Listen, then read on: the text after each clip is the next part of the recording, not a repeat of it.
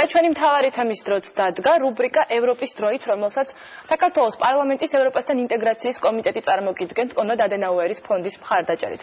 დღეს ვსაუბრობთ თემაზე ღრმა და ყოვლისმომცველი თავისუფალი სავაჭრო სივრცე. და პრინციპში როგორც წესი, რუბრიკა ყოველთვის შეეხება საქართველოს ევროკავშირის ურთიერთობის აქტუალურ საკითხებს. სწორედ ECFTA, როგორც მისი აბრევიატურა ჟღერს სწორედ ასე, არეგულირებს საქართველოსა და ევროკავშირის შორის ვაჭრობის საკითხებს და ითვალისწინებს ძალიან მნიშვნელოვან თემებსაც, რაც შეეხება სურსათის უვნებლობას, ინტელექტუალურ საკუთრებას, ასევე სამრეწველო სტანდარტებს. ამ ყველაფერზე ვისაუბრებთ უფრო სხვა ჩვენ სტუმართან ერთად. არის უამრავი გამოწვევა და პრობლემა გეგმის განხორციელებისას, ასევე გავიგებთ რა განხორციელდა 2014-ში, რა იგეგმება 2015-ში. სტუმარი უკვე სტუდიაში და რამდენიმე წუთში შემოგვიერთდება.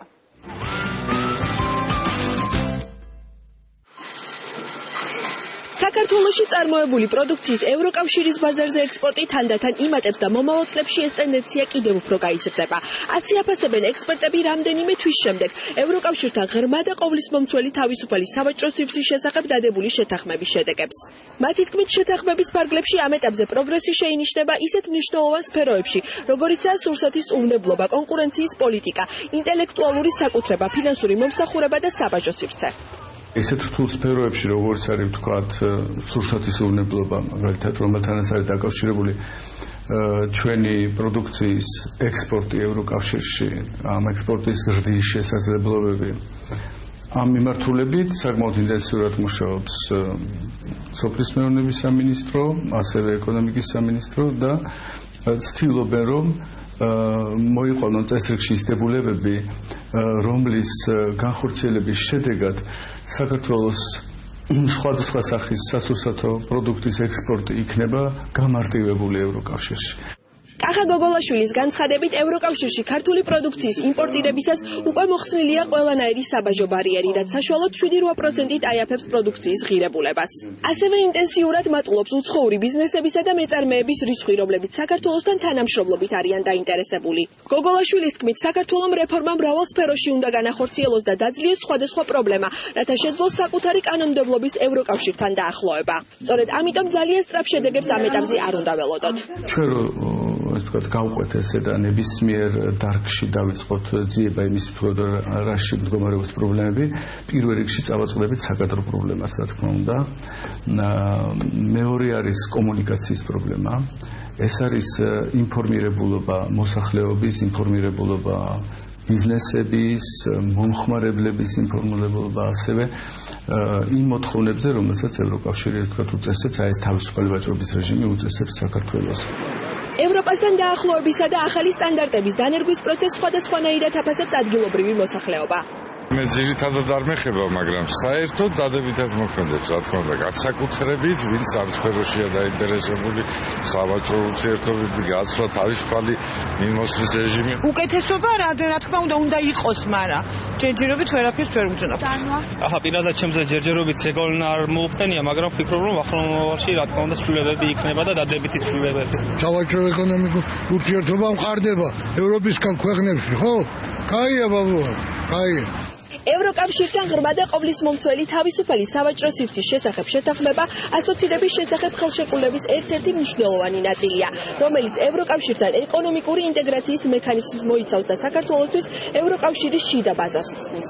კახა გოგოლაშვილის თქმით, შეთანხმება არ მოითხოვს რეგულაციების მყისიერად იმპლემენტაციას. საუბარია 2-დან 8 წლამდე პერიოდზე, რომლის შედეგად საქართველოს საკანონმდებლო გარემო მიუახლოვდება ევროკავშირის სტანდარტებს და ის რეალურ შედეგებს მხოლოდ რამდენიმე წელიწადში მოგცემს.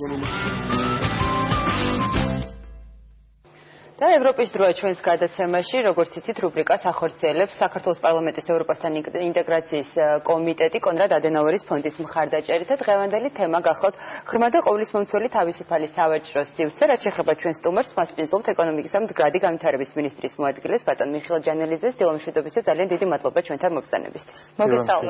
მოგესალმებით. მოგესალმებით თქვენ ტელემაყურებელს. ასოცირების ხელშეკრულების გაფორმების შემდეგ შეიძლება ითქვას, რომ შეიქმნა სპეციალური სამოქმედო გეგმა, რომელიც ღრმა და ყოვლისმომცველი სავაჭრო სივრცის შესახებ ამ ყველაფრის განხორციელებას გულისხმობს. ეს არის 2014-დან 17 წლამდე. 2014-ში რა გაკეთდა ამ მიმართულებით და თქვენი შეფასება ზოგადად რამდენად კარგად მიმდინარეობს და როგორია ის დინამიკა საქართველოს ევროკავშირის მიმართულებით ასოცირების ხელშეკრულებას რაც უკავშირდება? ნამდვილად 2014-2017 წლის სამოქმედო გეგმა არის შედგენილი და დამტკიცებული მთავრობის მიერ. ეს არის მრავალწლიანი გეგმა და რატომ არის მრავალწლიანი? როგორც მოგეხსენებათ, ზოგადად ასოცირების შეთანხმებას ჩვენ ვახორციელებთ ერთწლიანი სამოქმედო გეგმებით, მაგრამ გამომდინარე იქედან, რომ ღრმა და ყოვლისმომცველი თავისუფალი სავაჭრო სივრცე და დაკავშირებული რეფორმები გავლენას ახდენს ბიზნესზე, ჩვენთვის მნიშვნელოვანი იყო, რომ გავუკეთებია ხანგრძლივი გეგმა, რათა ყველა დაინტერესებულ მხარეს ჰქონოდა შესაძლებლობა ხანგრძლივ პერიოდში განესაზღვრა ის შესაძლო ცვლილებები და ადაპტაციის პროცესი. აქედან გამომდინარე, ეს გეგმა შემუშავებული იქნა 2014 წელს. დამტკიცდა მთავრობის მიერ და ასევე განისაზღვრა არა მხოლოდ სამოქმედო გეგმით განსახორციელებელი ღონისძიებები, არამედ ინსტიტუციური მექანიზმებიც სახელმწიფოს შიგნით, თუ როგორ უნდა მოხდეს ამ გეგმის მონიტორინგი, შესრულების მონიტორინგი. როგორც მოგეხსენებათ, არის სახელმწიფო კომისია ევროინტეგრაციის საკითხებზე, რომელსაც ხელმძღვანელობს პრემიერ-მინისტრი და მასში შედის ყველა მინისტრი თითქმის, რომელიც ჩართული არის ევროინტეგრაციის პროცესში და ამ კომისიის ქვეშ შეიქმნა უკვე ქვეკომისია, რომელიც კონკრეტულად უწევს მონიტორინგს და კოორდინაციას ღრმა და ყოვლისმომცველი თავისუფალი სავაჭრო სივრცის სამოქმედო გეგმის განხორციელებას. ამ ქვეკომისიას ხელმძღვანელობს ეკონომიკისა და მდგრადი განვითარების სამინისტრო. ქვეკომისია შედგება მინისტრის მოადგილეების დონეზე იმართება და ასევე შესაბამისი სააგენტოების, მაგალითად კონკურენციის სააგენტო, შესყიდვების სააგენტო, ინტელექტუალური საკუთრების სააგენტო, საკპატენტო და ასე შემდეგ, მათი ხელმძღვანელების დონეზე იკრიბება ყოველთვიურად და განიხილავს ყველა იმ საკითხს, რომელიც დაკავშირებულია ამ გეგმის განხორციელებასთან. ასევე უნდა აღინიშნოს, რომ არა მხოლოდ ქვეყნის შიგნით ჩამოყალიბდა მონიტორინგის და განხორციელების ზედამხედველი ესეთი ინსტიტუცია, არამედ 2014 წლის 2 დეკემბერს გაიმართა პირველი საქართველოს ევროკავშირის სავაჭრო კომიტეტი, ასოცირების კომიტეტი, რომელიც სავაჭრო საკითხებზე მუშაობს. ეს შეხვედრა გაიმართა ბრიუსელში, როგორც მოგეხსენეთ, სადაც მოხდა პირველი განხილვა საქართველოს პროგრესის, მიმდინარე რეფორმების პროცესში და ასევე ორმხრივ ურთიერთობებში განსახილველი საკითხები, რომელიც დაკავშირებულია ღრმა და ყოვლისმომცველ თავისუფალ ვაჭრობის სივრცესთან. მინდა აღვნიშნო, რომ ამ შეხვედრისას 2 დეკემბერს ევროპული მხრიდან აღინიშნა, რომ მიესალმებიან ისინი იმ პროგრესს, რომელიც საქართველოს აქვს იმპლემენტაციის პროცესში და არანაირი შენიშვნები ამ ეტაპისთვის არ არის, ყველაფერი მიმდინარეობს ისე, როგორც შეთანხმებული არის ქვეყნის შიგნით და ასევე, რა თქმა უნდა, ეს გეგმა შეთანხმებული არის ევროკავშირთან. ამასთან ძალიან კარგია თუ არა აქვს შენიშვნები და ახლოს ვართ ამ სტანდარტებთან და გვევალება, რომ სწორედ ეს ევროპული სტანდარტები დავნერგოთ ეკონომიკის ძალიან ბევრ სფეროში, ხო? მოდით მივყვეთ ნელ-ნელა, დავიწყოთ ხოცურსათის უვნებლობით, სტანდარტიზაციით და მაღალი ხარისხის პროდუქტი უნდა შექმნას, ხო, ბიზნეს სექტორმა და უნდა აკონტროლოს, რომ ეს ხარისხი შეენარჩუნებული იყოს. შესაბამისად, ალბათ ეს იმასაც ნიშნავს, რომ ბიზნეს სექტორს უძვირდება იმ პროდუქციის წარმოება, რასაც აქამდე აწარმოებდა. თქვენ ახსენეთ კონკრეტული ვადები, რაღაც გარდამავალი პერიოდი ხომ არ მიეცათ ამ ბიზნესმენებს, ზუსტად იმიტომ, რომ შედარებით უმტკივნეულოდ მოხდეს ამ სტანდარტებზე გადასვლა. დიახ, მართალი ბრძანდებით, ძალიან რთულია ერთიანად დანერგო ევროპული სტანდარტი, იქნება ეს სურსათის უნებლობაში თუ ტექნიკური მოთხოვნები, იქნება ეს სურსათის უნებლობაში თუ ინდუსტრიული პროდუქციის წარმოების კუთხით, ან ნებისმიერი თუნდაც იმ სფეროებში, სადაც რეფორმები არის გათვალისწინებული, იგივე საბაჟო კუთხით, ინტელექტუალური საკუთრების უფლებების კუთხით, კონკურენციის პოლიტიკის კუთხით, სახელმწიფო შესყიდვების, ანუ ფართო სპექტრი არის რეფორმების და საკითხების, რომელიც უნდა განახორციელოს საქართველოს იმისათვის, რომ დაუახლოვდეს ევროპულ შესაბამის კანონმდებლობას და ინსტიტუციებს და საბოლოოდ მოხდეს მისი ეტაპობრივი ინტეგრირება ევროპის შიდა ბაზართან. ეს რას ნიშნავს ინტეგრირება ევროპის შიდა ბაზართან? ეს ნიშნავს, როგორც მოგეხსენებათ, ამაზე ბევრჯერ გვისაუბრია, თავისუფლებას, თავისუფალ გადაადგილებას ჩვენი საქართველოში წარმოებული პროდუქციისა, არ მხოლოდ სატარიფო ბარიერების მოხსნის გზით, არამედ არასატარიფო ბარიერების, იგივე რაც თქვენ ახსენეთ, თქვათ ტექნიკური მოთხოვნების დაკმაყოფილების კუთხით. ამ მნიშვნელოვანი არის, რომ ეს ეტაპები დაახლოების უმეტეს ნაწილში განსაზღვრული იქნა ჯერ კიდევ მოლაპარაკების პროცესში და თვითონ შეთანხმებას თან ახლავს სია ნუსხა კანონმდებლობის, რომელსაც უნდა დაუახლოვდეს საქართველოს და ასევე ის ვადები, რა ვადებშიც უნდა მოხდეს ეს დაახლოება. ვადები არის 2-3 წლიდან 10 წლამდე პერიოდს მოიცავს, გააჩნია ვალდებულებას და გააჩნია სფეროს. თუმცა სურსათისუნებლობის სფერო ალბათ გამოყოფთ მე როგორც ყველაზე მნიშვნელოვან და სენსიტიურ საკითხს დაახლოების პროცესში და იგი წარმოადგენდა ასევე ძალიან მნიშვნელოვან და მტკივნეულ პროცესს, როგორც ჩვენ შევისწავლეთ გამოცდილებას სხვა ქვეყნების, რომლებიც ევროკავშირის წევრები გახდნენ, როდესაც ისინი ნერგავდნენ, რა თქმა უნდა, მძიმე იყო კერძო სექტორისთვის. ამიტომ ჩვენ სურსათისუნებლობის სფეროში, რა თქმა უნდა, შემუშავებული გვაქვს შესაბამისი სტრატეგია და სამოქმედო გეგმა, რომელიც საჯარო არის. ასევე როგორც მოგეხსენებათ, ჩვენ შევიმუშავეთ ცვლილებები სურსათისუნებლობის კოდექსში და შეთანხმების შესაბამისად ვალდებულება გვაქვს, რომ თებერვლის ბოლოსთვის ჩვენ ევროკავშირს წარუდგინოთ ევროკავშირის კანონმდებლობასთან მიახლოების სია. ანუ რას ნიშნავს? ჩვენ ამ პერიოდის განმავლობაში მუშაობდით სურსათისუნებლობის სააგენტო და სოფლის მეურნეობის სამინისტრო მუშაობდა ევროპულ დირექტივებზე, რომელიც არის მოწოდებული ევროკავშირის მხრიდან, რათა შეესწავლათ თუ რას გულისხმობს ეს დირექტივები, რა ვადები დაგჭირდება დაახლოებით ჩვენ რომ დაუახლოვდეთ მათ და ასევე რა ეტაპები არის, რომელი არის ჩვენთვის პრიორიტეტული პირველ, მეორე თუ მესამე ეტაპზე. ეს სია არის უკვე მზად და დასრულების პროცესში არის. იგი საჯარო გახდება უკვე მომავალ კვირას და მინდა ვისარგებლო ამ შემთხვევით და მოუწოდო ყველა დაინტერესებულ მხარეს. რა თქმა უნდა, იგი გამოქვეყნდება როგორც სოფლის მეურნეობის სამინისტროს ვებგვერდზე, ასევე გამოქვეყნდება ეკონომიკის სამინისტროს ვებგვერდზე. აუცილებლად მიაქციონ ყურადღება, ყველა დაინტერესებულ მხარე გაეცნოს და მათ მიეცემოთ საშუალება, რომ წარმოადგინონ თავიანთი კომენტარები და შენიშვნები და ამ პროცესის შემდეგ უკვე თებერვლის ბოლოს ჩვენ შეჯერებულ, რა თქმა უნდა, შიგნით, ქვეყნის შიგნით ყველა დაინტერესებულ მხარესთან შეჯერებულ სიას წარვადგენთ ევროკავშირთან შესათანხმებლად. ამის შემდეგ უკვე განისაზღვრება ზუსტად ის საბოლოო ვადები, რომელსაც ჩვენ ავიღებთ როგორც ვალდებულებას სურსათისუნებლობის სფეროში ევროკავშირის კანონმდებლობასთან დაახლოების კუთხით. კონკურენციის პოლიტიკაც ასევე ძალიან მნიშვნელოვანი ნაწილია, განსაკუთრებით საქართველოში, სადაც როგორც წესი არსებობენ ხოლმე დომინირებული პირები, კომპანიები. ამ შემთხვევაში როგორ უნდა დარეგულირდეს ეს ყველაფერი და 2014 წელს რა გაკეთდა ამ მიმართულებით?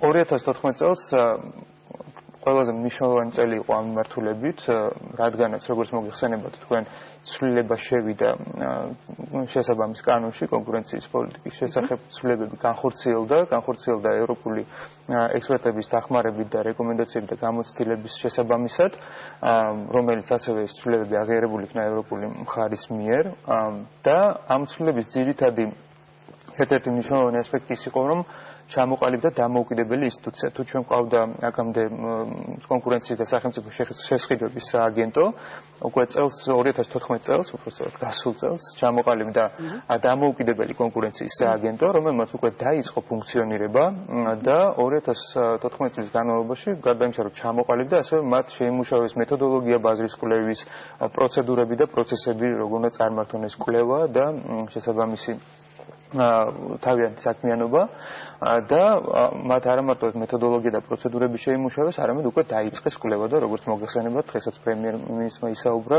უკვე ხორციელდება ნავთობპროდუქტების ბაზრის კვლევა და ანუ კონკურენციის სააგენტომ შეიძლება ითქვას, უკვე დაიწყო ფუნქციონირება. რა თქმა უნდა, მისი ინსტიტუციური გაძლიერება გაგრძელდება 2015-შიც და ეს იქნება მუდმივი პროცესი კვალიფიკაციის და შესაბამისი შესაძლებლობის განვითარების კუთხით, თუმცა მნიშვნელოვანია, რომ უკვე ფუნქციონირებს სააგენტო და ყველა დაინტერესებულ მხარე შეუძლია მას მიმართოს და იმ კანონმდებლობით, რომელიც შემუშავებული იქნა და დამტკიცებული იქნა, ისარგებლოს. კი ბატონო, ბატონო მიხეილ, მოდით მთავარ გამოწვევებზე ვისაუბროთ, რაც ახლავს ამ სამოქმედო გეგმის განხორციელების პროცესს.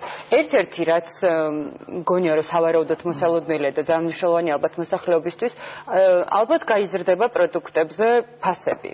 თუ ბიზნესს უძვირდება წარმოება, შესაბამისად სავარაუდოა, რომ ეს ფასებიც გაიზარდოს, ხო, მომხმარებლისთვის. არის თუ არა ეს ერთ-ერთი მთავარი გამოწვევა და კიდე რაზე შეგვიძლია რომ ვისაუბროთ? ეს პირდაპირ ალბათ ძალიან რთულია თქვა, რომ როდესაც ხარჯი იზრდება, ამ შემთხვევაში ფასი იზრდება.